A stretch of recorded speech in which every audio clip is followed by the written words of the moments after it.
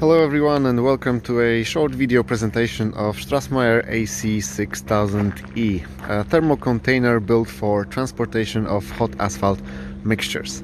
The machine has got 6,000 kilograms capacity for hot asphalt mixture, which is loaded from the top from the asphalt plant, and has an inbuilt emulsion tank with capacity of 450 liters, which is placed here on the left side. We can also see at this moment the compartment with the emulsion pump, which allows us to spray the bitumen emulsions to the repairs place by the means of a spraying lance. Here we see the output of the hot asphalt mixture.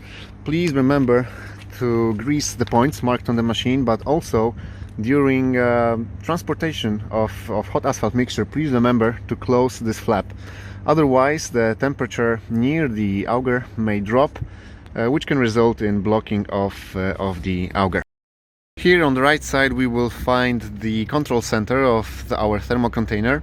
The system is working based on a simple Siemens PLC controller, which takes care of heat distribution throughout the thermal container. So the machine is powered by a yellow burner, which is heating the internals of the machine, while at the same time the Siemens PLC takes care of even heat distribution for the thermal container for the asphalt.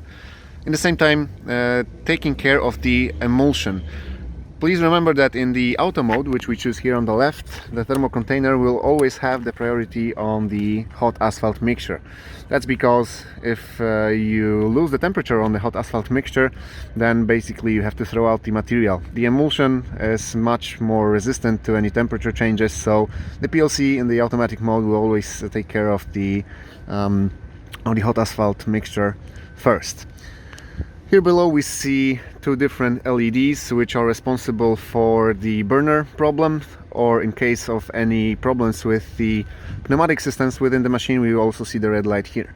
Three LED lights here on the left side will show us the current setting of the position of the system, so we can either choose automatic, we can choose the hot asphalt mixture or emulsion, so we can choose to heat up different parts of the thermal container separately. And then we will see these indications on the panel. We've got the main power switch, we've got the warning lights, we've got the horn signal, and then we've got different controls for the hydraulically controlled components, which are the auger, which can spin left or right. The speed of the auger can be changed by this little control device here. Then we can open and close the flaps. We can raise the speed of the engine, which is in the back, which I will show in a second, and then we can also control the emulsion pump. I would like to mention at this point that all of our machines are equipped, all of our thermal containers are equipped with UCO radio remote control, and in order to use it you need to switch between the manual operation or radio operation. So that allows us to have one less person on the working place, and the operator can do everything from the distance by the means of a simple remote control. Let us go now around the machine to see the different components which are installed and located under the side of the machine. So we will find the diesel tank under here. On the right side to it we will find the 230 volts converter, which is used to power our yellow diesel light oil burner. On the right side we will find the hydraulic oil tank, and we will find the controls for Kubota diesel engine, which is fitted in this compartment in the back. It is a 3-cylinder standard Kubota D1105, and that's pretty much it in this compartment. It is of course powered by original Kubota hydraulics device, which gives the power for all external components of the machine.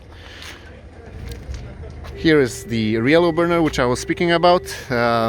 Please remember that in case of any problems with the fuel or with the burner having problems, remember that this little LED which is inside here is also working as a button. So please remember to push it in case of any problems and hold it for 3 seconds, then the burner will reset itself and get back to work again. Here we will find a small air tank and the air pipes, which should be connected to the air truck brake system of the carrier. This air is used to control the different flap system, which allows the the heat to be dissipated throughout the machine in different ways. So basically underneath the machine we've got a system of pneumatically operated flaps which allow to distribute the heat to either to hot asphalt mixture or either to the emulsion tank, which is here on the side. We've got also the emulsion level sensor, which is also controlled electronically. This is for the system to know that in case of empty emulsion tank, not to start the burner operation, because that could lead to fire or otherwise burning the emulsion tank from the inside. Here we've got a simple system of emulsion pumping. All of the valves here should be operated accordingly. Nothing to really go into the detail. I will just explain the system of cleaning, which is two-stage cleaning system. First, we've got the compressed air, which gets from the air reservoir, and we can clean the system through by opening this valve, and then put the diesel for cleaning into this tank, put it inside, and then blow it again. Please remember not to open both of these at the same time, as the compressed air may go through this channel and blow the diesel, if there's any left, into your eyes. Also, just maybe a few tips for me before using the thermal container. Please remember to heat it up well, at least to 150-160 degrees before putting the hot asphalt material inside. In this case, in this moment, we will prevent the material to cool down and not to do the temperature shock for the hot asphalt mixture in case if the thermal container was cold. If it was cold inside, if it is heated to 100 degrees, imagine that the temperature difference is 60 degrees. Now the hot asphalt may simply block the auger, and then we have many problems. Please also remember that you have to spray the walls with diesel before heating up the tank and the thermal container, and also after heating it up to 160 degrees and before going to the asphalt plant. In this way we will provide the greasing for the walls, so the hot asphalt mixture will never block on these walls. So I think from my side that's everything. If you have any questions, please remember to contact us directly. We will be happy to answer. Thank you very much. Goodbye and have a nice day.